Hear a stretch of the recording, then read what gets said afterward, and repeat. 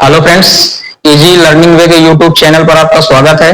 चक्रवृद्धि ब्याज का टॉपिक हम डिस्कस कर रहे थे, उसी के आगे कुछ क्वेश्चनों पर बात करेंगे। कुछ जरूरी काम आ जाने की वजह से रेगुलर क्लास नहीं हो पाई है, अब कंटिन्यू क्लास होगी। चलिए आगे प्रश्नों को हल करते हैं और सॉल्व करते हैं।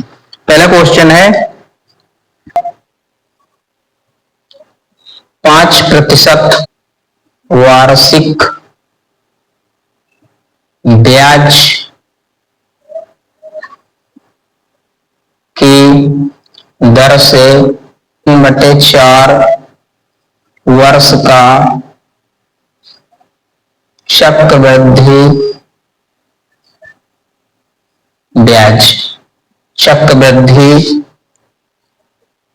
ब्याज एवं चक्रवृद्धि मिश्र धन ज्ञात कीजिए। ठीक है ना। एक बार क्वेश्चन को, जबकि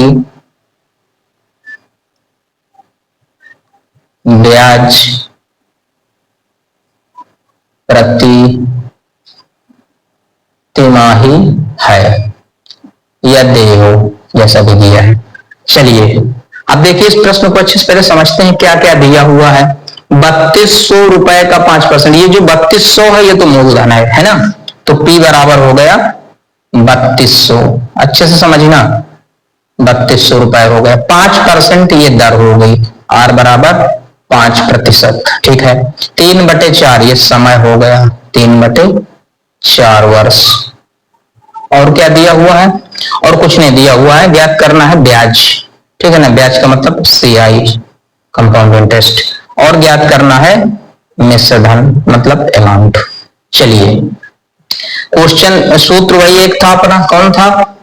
A बराबर P ब्रैकेट में 1 प्लस R/100 घाते N। लेकिन इस पे विशेष बात का ध्यान देना है, क्या लिखा है? जबकि ब्याज प्रति तिमाही है, तिमाही देय है, तो इसमें कुछ चेंजमेंट करना पड़ेगा।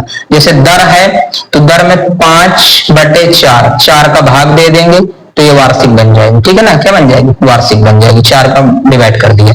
समय है 3/4, इसमें से 4 का गुणा कर देंगे तो ये कट जाएगा, इससे केवल 3 वर्ष आ जाएगा। ये क्या आ गया?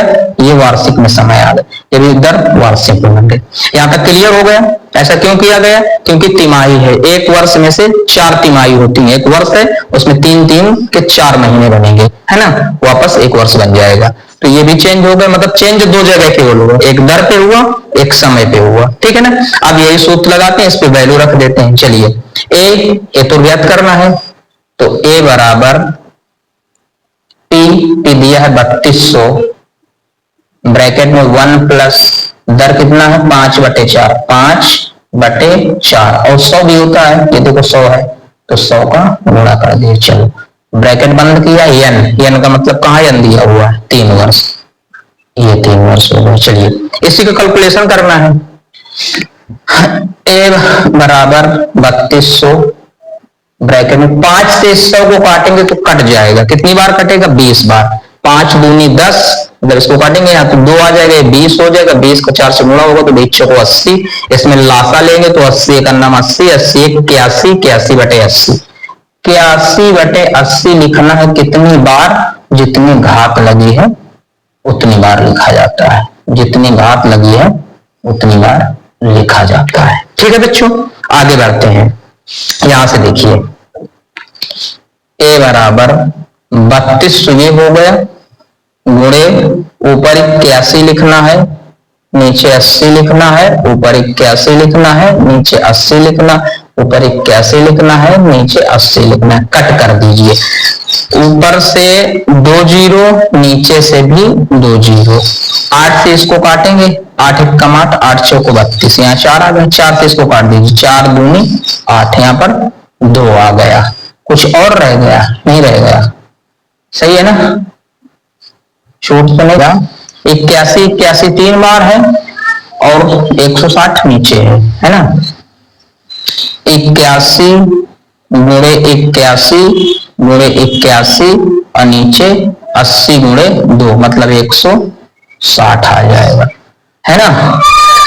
अब क्या करते हैं, अब 81 गुणे 81 गुणे 3 बार कर लेते हैं और 160 से भाग दे देते हैं, आंसर आ जाएगा। 80 गुणते 81, 81 का गुणा कर 1 से करोगे तो 81 आ जाएगा, 8 का करोगे 8 कम 8 आ जाएगा, 8 1 64 आ जाएगा, 1 आ जाएगा, 8 8 16, 16 पे 6 आ जाएगा, हासिल 1 लगेगा, ये 5 हो जाएगा, ये 6 हो जाएगा, 65 61 आ जाएगा। एक बार और गुणा करो 81 का, ये करिए, 1 से करोगे तो पूरी राशि आ जाएगी 65 61, 8 का करिए, 8 एकन्नम 8 और 8 छंग 48 और 8 5 40, 40 और 4 44, हासिल लगा कितना 4 और 8 छंग 48, 48 4 52। एक बार गुणा आप अपने स्तर पर भी कर लीजिएगा। 1 आ गया, जहां ये गुणा करना था यहाँ पर हम किए दे रहे हैं, 1 आ गया और 8 6 14 पे 4 आ गया, हासिल रहा 1, 8 5 13, 13 14, 14 पे फिर 4 आ गया, 6 4 10, 10 1 11, 1 हासिल लगा, 3 हो गया, 5 हो गया, है ना। 53 144 1 बटे 160, ये मतलब इसका गुणा हो गया, फिर के ये आया, कितना आया 531 441 बटे 160, इसका भाग दे दीजिए भाई, 160 का भाग दे दीजिए, ये आया, है ना। 160 के इसमें भाग देंगे तो आ जाएगा 3321.51, ये है चक्रवृद्धि, सॉरी ये आया चक्रवृद्धि मिश्र धन आया, है ना। क्या आया चक्रवृद्धि मिश्र धन। तो एक आंसर तुझे हमारा निकल करके आ गया, एक आंसर ये निकल करके आया। दूसरा क्या पूछ रहा था, सीआई पूछ रहा था, तो सीआई के लिए क्या करना है, सीआई के लिए ये करना है कि ए में से पी घटाना है, मतलब मिश्र धन में से मूलधन माइनस करना है। मूलधन अभी अभी निकाले हो मिश्र धन 3321.51 माइनस 3200 भाई 3300 में 3200 घटा दीजिए तो सीधा सीधा 100 बचेगा, है ना 100 और ये 121.51, ये एक आंसर आ गया आपका। ये क्या आया, ये आया चक्रवृद्धि ब्याज। प्रश्न में हमको याद रखना है क्या पूछा गया है, चक्रवृद्धि ब्याज की चक्रवृद्धि मिश्र धन की, दोनों पूछे गए, जो भी पूछा जाए वही निकालना है। अच्छे से इसको समझ लीजिए, नहीं समझ में आया एक बार वापस देखिए और अच्छे से उसका नोट्स बनाइए, कॉपी करिए।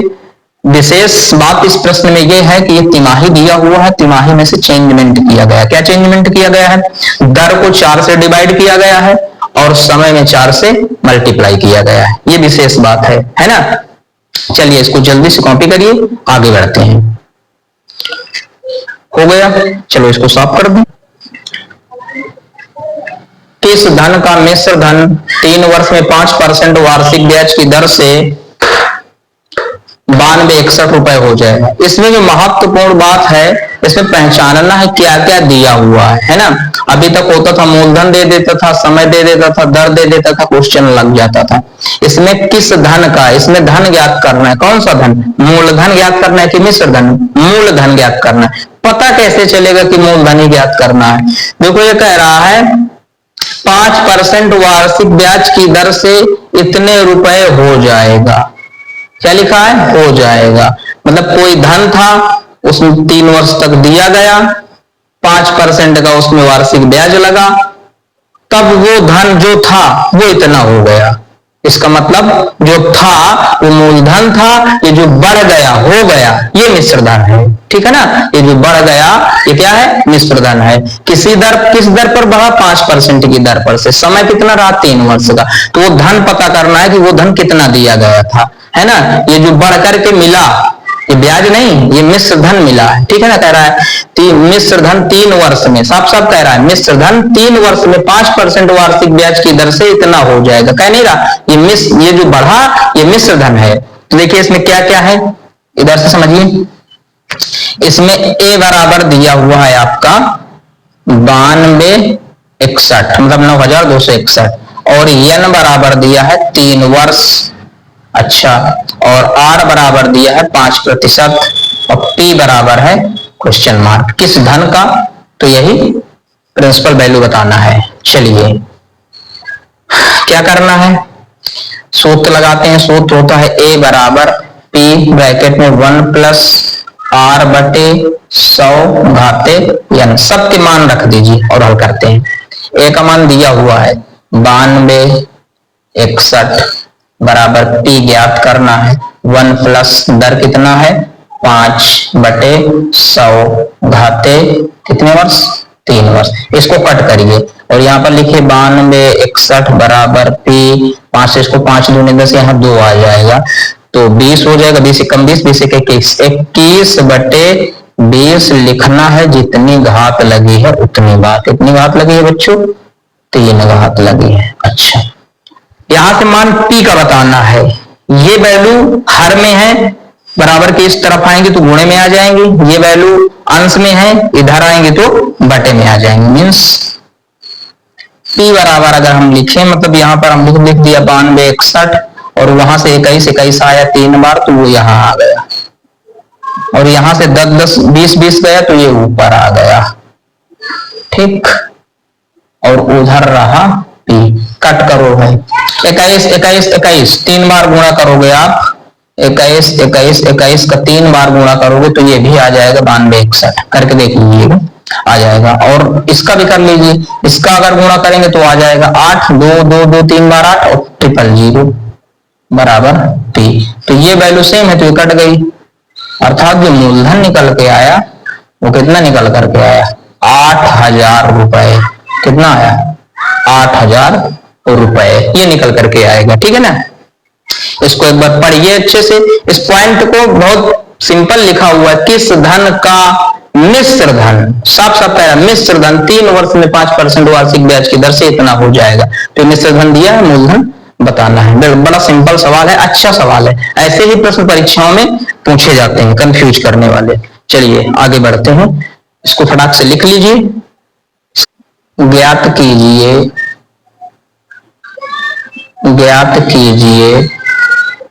जो कि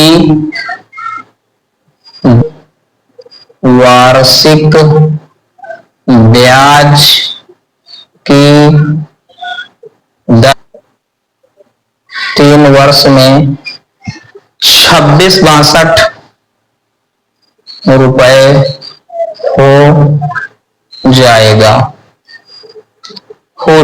देखिए ये भी सेम सवाल है उसी टाइप का, कह रहा है वो धन ज्ञात कीजिए। धन, अब इसमें थोड़ा सा कंफ्यूज नहीं होना, दिमाग लगाना है कि मिश्र धन की मूलधन, वह धन ज्ञात कीजिए जो कि 10%, उस धन पर 10% वार्षिक ब्याज लगाया जा रहा है, वार्षिक ब्याज की दर से 3 वर्ष में इतने रुपए हो जाएगा। लिखा है ना, मतलब कुछ धन था वो इतना हो गया, तो ये क्या है मिश्र धन है। तो ए बराबर दिया हुआ है 2662, मतलब 2662। इसके बाद आर दिया है आपका 10%, समय दिया है आपका कितने वर्ष 3 वर्ष दिया हुआ है, 3 वर्ष, और पी ज्ञात करना है, धन ज्ञात करना है। तो फार्मूला ए बराबर पी 1 प्लस आर बटे 100 घाते n, मान रख दीजिए। ए का मान दिया हुआ है हमारा 2662 बराबर पी, और यहाँ पर रख दीजिए 1 प्लस दर कितना है 10 बटे 100 घाते n, n का मतलब 3। चलिए कैलकुलेशन करिए इसका, 26 क्या लिखें 2662 बराबर पी, इसको एक 0 से काटेंगे, 0 कट जाएगा, 10 एकम 10 11 बटे 10, कितनी बार जितनी घात लगी है उतनी बार।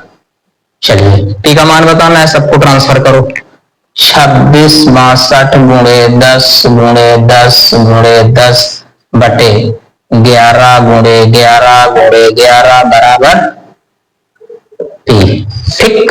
चलिए अब इसको कट कर देते हैं फटाक से, कट जाएगा 11 से कट जाएगा, इसको 11 से काटते हैं, 11 दूनी 22, 11 दूनी 22, यहाँ 22 चला गया तो 4 बचे 46 हो गया, 11 चौको 44, फिर 2 बचा 22 हो गया, 11 दूनी 22। कुछ नहीं कर रहे हैं, 11 से इसको डिवाइड कर रहे हैं केवल, ये कट गया ये 11 कट गया, फिर से इसको 11 काट, 11 दूनी 22, 2 बचा 11 दूनी 22, ये भी कट गया ये 11 कट गया, इसको काटो 11 दूनी 22, मतलब ये पूरा वैल्यू कट गया तो आया कितना 2 आया, और इधर 10 10 10 तीन बार, 2 × 10 × 10 × 10 बराबर पी। सबका मल्टीप्लाई कर दीजिए तो 2 बनाकर 000 आ जाएगा मूलधन, अर्थात 2000 रुपए ये निकल करके आएगा मूलधन। इसमें क्या मिश्र धन ज्ञात करना था क्या? नहीं, धन ज्ञात करना था, वो धन ज्ञात कीजिए, केवल धन ही ज्ञात करना है, मिश्र धन तो दिया हुआ था। अगर इसमें चक्रवृद्धि ब्याज ज्ञात करना होता तो वो भी निकल आता आसानी से।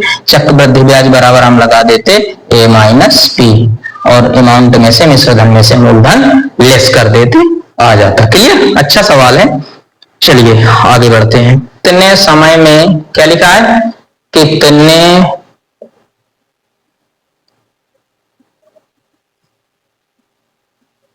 समय में 4% चक्रवृद्धि ब्याज की दर से 4% चक्रवृद्धि ब्याज की दर से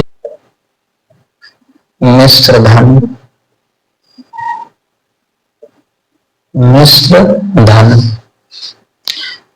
17,576 रुपए हो जाएगा,